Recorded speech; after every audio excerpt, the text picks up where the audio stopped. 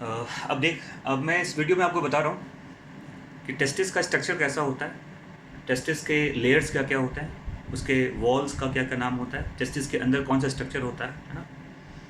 तो एक तरह का इंटरनल स्ट्रक्चर है टेस्टिस का। तो टेस्टिस के अंदर ओवरऑल देखिएगा अगर ऐसे आप, तो इसमें आप देखेंगे ऐसे काफ़ी सारे ऐसे लोब्यूल लाइक स्ट्रक्चर्स होते हैं ऐसे।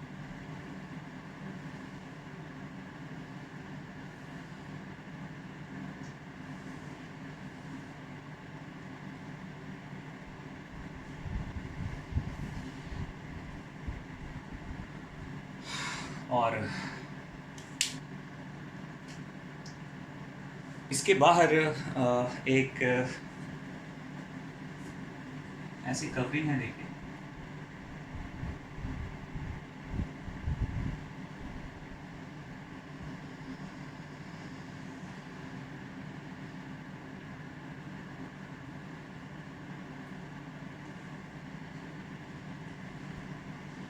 और ये पूरा एक स्ट्रक्चर, इसी का जो पार्ट है ये दो लॉब्यूल्स के बीच में आता है। और इसके बाहर एक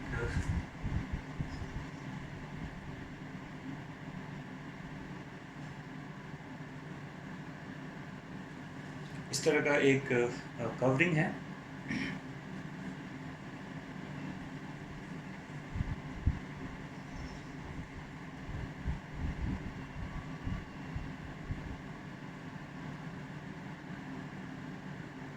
देखिए ऐसे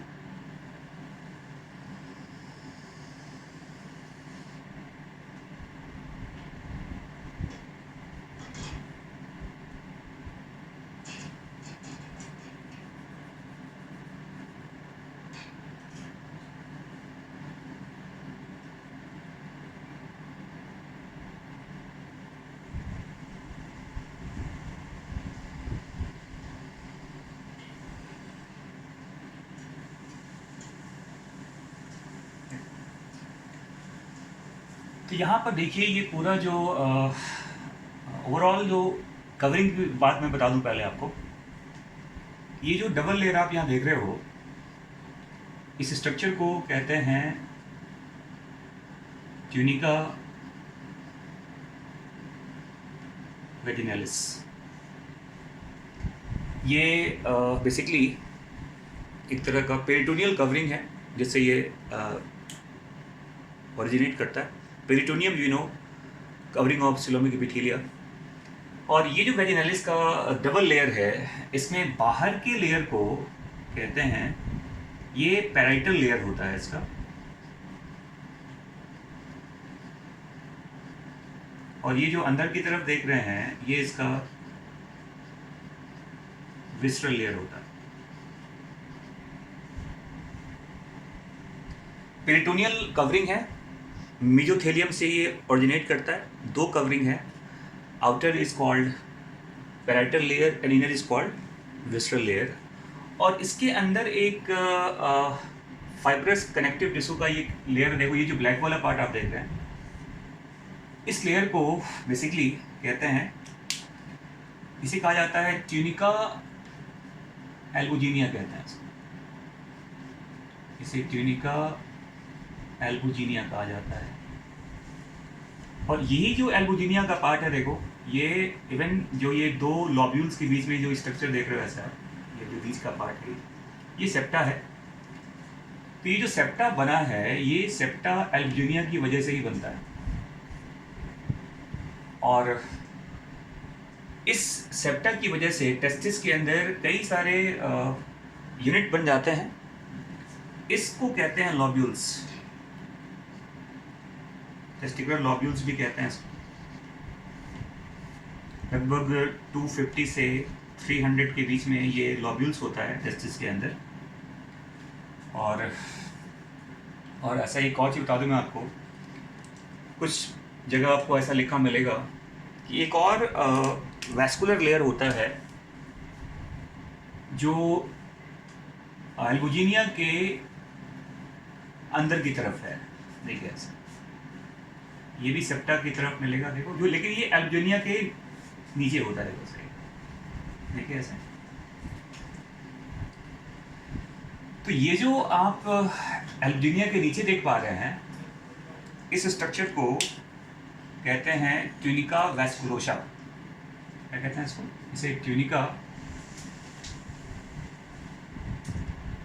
ट्यूनिका वैस्कुलोसा कहा जाता है।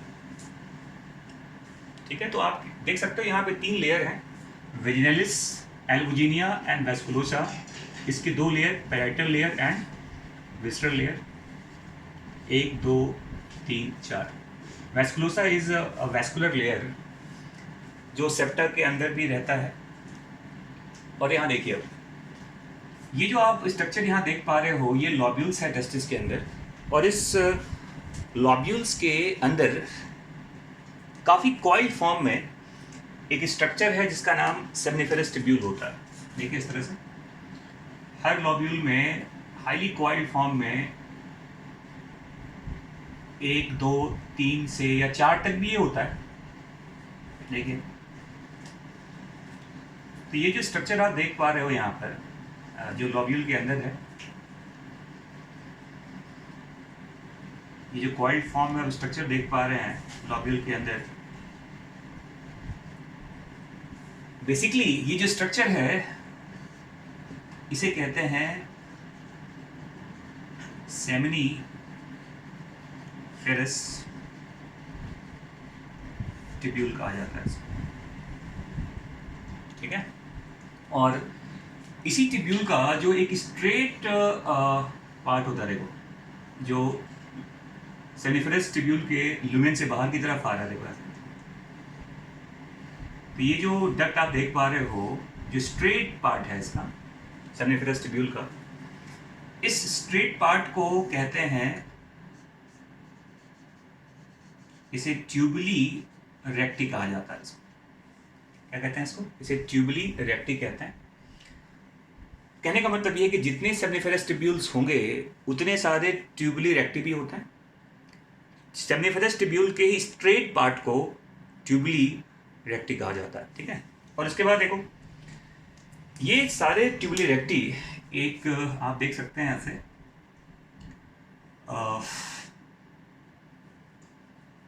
ये टेस्टिस के हिलम वाले पार्ट में होता है। देखिए ऐसे, यहाँ पर एक फाइन नेटवर्क ऑफ चैनल्स है, ट्यूब्यूल्स हैं। ऐसा देखो, यहाँ बहुत सारे ऐसे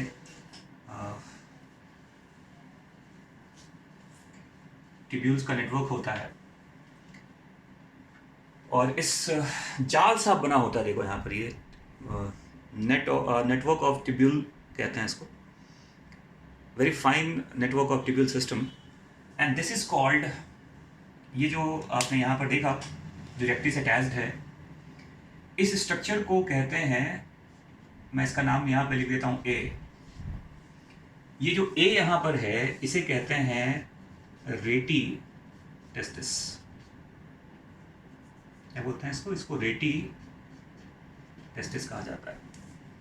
और ऐसे याद रखिएगा कि इस रेटी टेस्टिस से अब बहुत सारे ऐसे फाइन डक्ट्स हैं जिसको वासा एफ्रेंसिया कहा जाता है। इसे कहते हैं वासा एफ्रेंसिया। 12 से 20 ये होता है। मैं इसको बी लिख रहा हूँ, और जो बी स्ट्रक्चर यहाँ पर है इसका नाम वासा एफ्रेंसिया है। वासा एफ्रेंसिया का नंबर 12 से 20 के बीच में होता है, और ये एक तरह का फाइन ट्यूब्यूल है जिसमें सेल्स में सीलिया होता भी है, नॉन सीलेटेड भी होता है। ये दोनों तरह का स्ट्रक्चर यहाँ पर वासा एफ्रेंसिया में है। और ये वासा एफ्रेंसिया अब बाहर की तरफ एक, देखो ऐसे,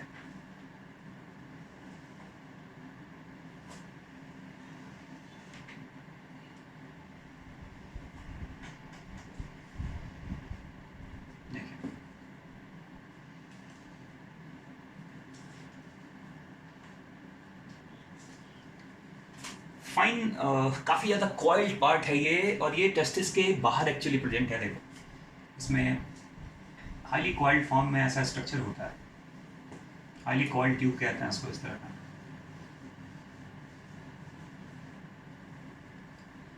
ये टेस्टिस का अपर पार्ट है, ये टेस्टिस का लोअर पार्ट है। और इस स्ट्रक्चर को अगर मैं कहूँ कि ये स्ट्रक्चर यहाँ पर, इसका नाम हमने रखा, इसे हमने कहा सी। तो जो सी स्ट्रक्चर है यहाँ पर, इस सी को कहते हैं ईपी डिडाइमिस कहा जाता है। ये काफ़ी लंबा सा स्ट्रक्चर है, 6 मीटर्स, ऑलमोस्ट 20 फीट इसका लेंथ होता है, हाईली कॉइल्ड फॉर्म में होता है ये। और इसी इपिडिडाइमिस के अपर पार्ट में ये जो वासा एफ्रेंसिया का पार्ट है, ये इसमें या कह सकते हैं कि वासा एफ्रेंसिया का जो सिक्रीशन है, it enters in the upper part of epididymis, that's fine. और यहाँ देखो, अब जो इपिडिडाइमिस का लोअर पार्ट है, देखिए यहाँ पर ऐसे इपिडिडाइमिस के लोअर पार्ट से अब एक डक्ट यहाँ से स्टार्ट हुआ, ये देखिए,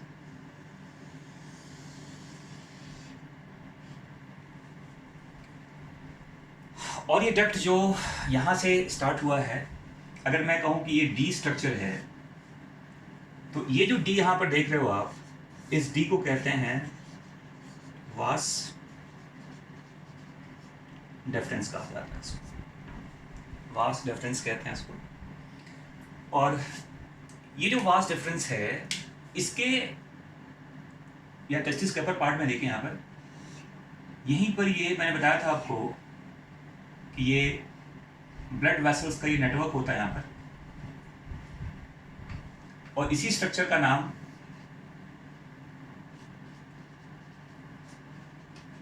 पेम्पिनिफॉर्म प्लेक्सस है, जो कई सारे वेन्स का एक नेटवर्क है जो आर्टरी के नज़दीक होता है, और यहाँ से ये हीट एक्सचेंज करता है।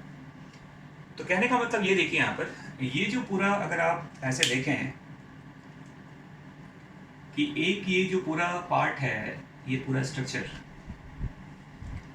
स्ट्रक्चर टेस्टिस का है, ये डक्ट टेस्टिस के अंदर है। और जो स्ट्रक्चर टेस्टिस के बाहर है, एक्चुअली वासा एफ्रेंसिया टेस्टिस के अंदर ही होता है, काफ़ी नज़दीक ये एपिडिडाइमिस में खुलता है, और एपिडिडाइमिस का लोकेशन जो है ये टेस्टिस के बाहर है ना। जो एपिडिडाइमिस का लोकेशन है वो टेस्टिस के बाहर है। और ये देखिए, ये यहाँ से स्टार्ट हुआ एपिडिडाइमिस। अब मैं फिर आपको एक इसका ब्रीफ बता रहा हूँ, ये मैंने क्या क्या बताया। तो मैंने बताया आपको कि टेस्टिस एक ओवल सेल स्ट्रक्चर होता है। अगर ओवरऑल देखेंगे आप टेस्टिस के बारे में, तो टेस्टिस एक ओवल सेल स्ट्रक्चर है जिसका जो डायमेंशन होता है, इसका लेंथ अगर देखा जाए तो लेंथ इसका 5 सेंटीमीटर है, जो इसका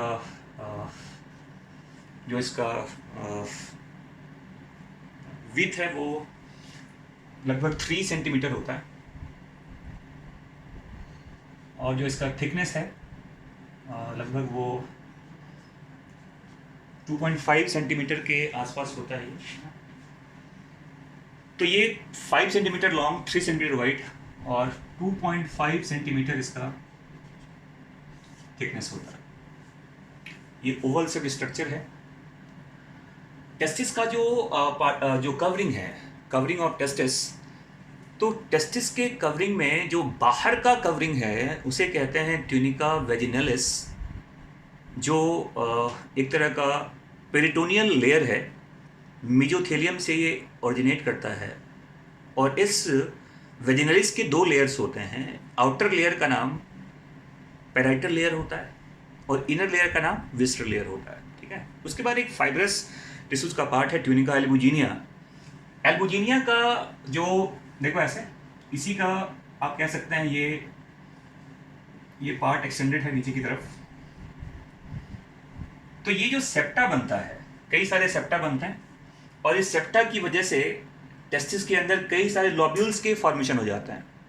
लगभग 250 से 300 तक ये लॉब्यूल्स होता है एक टेस्टिस के अंदर, और हर लॉब्यूल में, याद रखिएगा, हर लॉब्यूल में अप्रोक्सीमेटली 1 से लेके 4 तक हाईली कॉइल्ड फॉर्म में क्या मिलेगा, सेमनीफेरस ट्यूब्यूल होता है।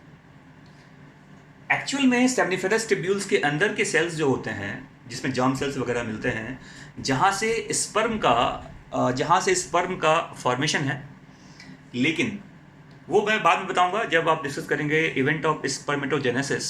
लेकिन यहाँ पर मैं बता दूँ एक चीज़ आपको कि सेमनीफेरस ट्यूब्यूल्स के अंदर के सेल्स का फंक्शन है स्पर्म को बनाना। स्पर्म का जो इनिशिएशन है स्पर्म सेल्स का, वो तो सेमनीफेरस ट्यूब्यूल्स में ही होता है, बट वो ट्यूब्यूल से बनने के बाद वो ल्यूमेन में आता है ट्यूब्यूल के, फिर ये आएगा कहाँ पर बताओ, पहले ट्यूबुली रेक्टी में आएगा, फिर रेडिटेसिस में आएगा, फिर वासा एफ्रेंसिया में आएगा, फिर ये एपिडिडर्मिस में आता है, और फाइनली वो वास डिफरेंस में आता है। ठीक है, तो ये लेयर के नाम याद रखिएगा, कवरिंग याद रखिएगा। अब जो इसका दूसरा पार्ट है वो ये है कि ये जो डक्ट आप देख रहे हैं, रेडिटेसिस या जो वासा एफ्रेंसिया है या फिर एपिडिडर्मिस है, जैसे वासा एफ्रेंसिया मैंने कहा कि इसमें जो सेल्स हैं ये सिलेटेड भी होता है, ये नॉन सिलेटेड भी होता है, कुबॉइडल एपिथेलिया का पार्ट होता है एक्चुअली ये। जो एपिडिडर्मिस और वास डिफरेंस है, इन दोनों में एक सिमिलरिटी है। सिमिलरिटी क्या है कि दोनों में मिलता है स्यूडो स्ट्रेटिफाइड कुबॉइडल एपिथेलिया, या सिंपली कह सकते हैं आप ये स्यूडो स्ट्रेटिफाइड एपिथेलिया है। इसमें सेल्स का हाइट अलग अलग होता है, and it is lined with stereocilia. Epididymis का लेंथ लगभग 6 मीटर लंबा है और काफ़ी ये कॉइल्ड फॉर्म में होता है। इसके अंदर अपने स्मूथ मसल्स भी होते हैं। सिमिलर कंपोजिशन वास डिफरेंस का भी है। वास डिफरेंस रिलेटिवली मोर फाइब्रो मस्कुलर स्ट्रक्चर कह सकते हैं, फाइब्रो मस्कुलर ट्यूबुलर पार्ट होता है, जिसका लेंथ, वास डिफरेंस का लेंथ लगभग ह्यूमन बींग्स में, मेल्स में 40 to 45 सेंटीमीटर लंबा होता है,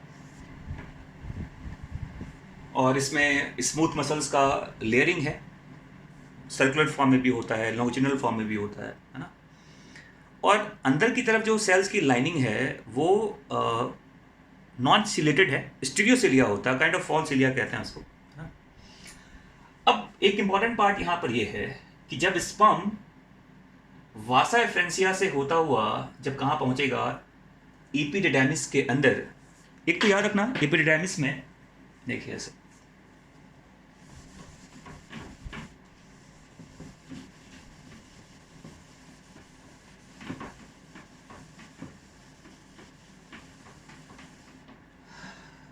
एपिडिडर्मिस के 3 पार्ट्स बताए जाते हैं।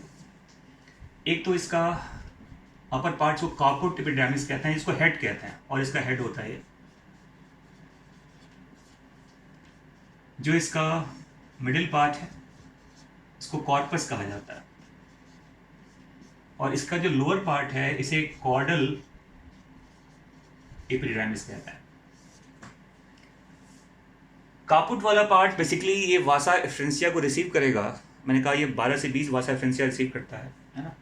कॉर्डल वाले पार्ट से यहाँ से वास डिफरेंस का इनिशिएशन होता है। तो vas deferens originates from the posterior part of the testis, और ये एपिडिडर्मिस के कॉर्डल पार्ट से ऑरिजिनेट होता है, ठीक है।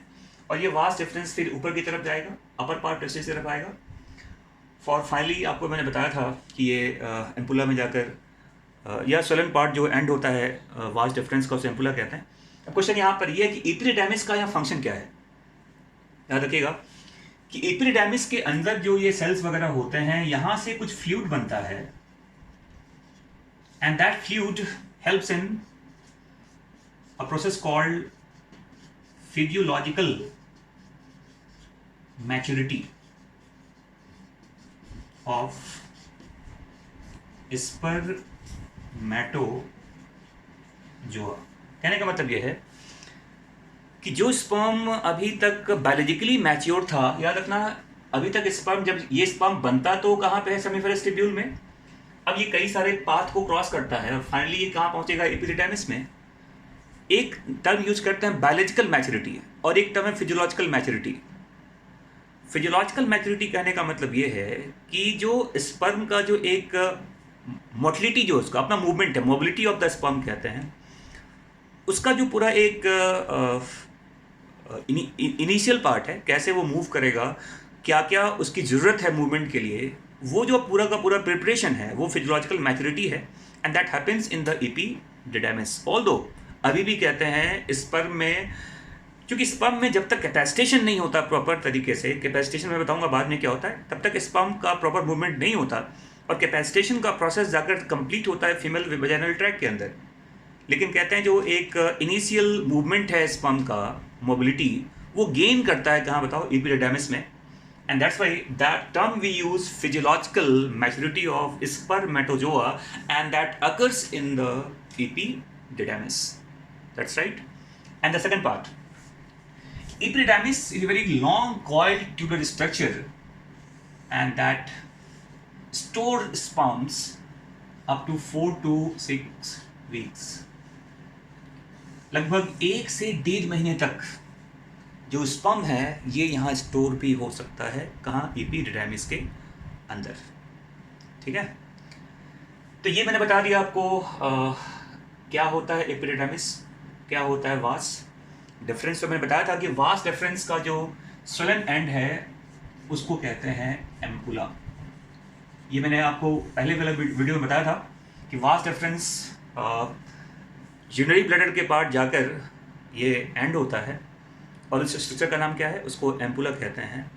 अब उस एम्पुला का क्या फेट है, उस एम्पुला का मर्जिंग कहाँ पे होगा, अब मैं डिस्कस करूँगा इसको अगले वीडियो में।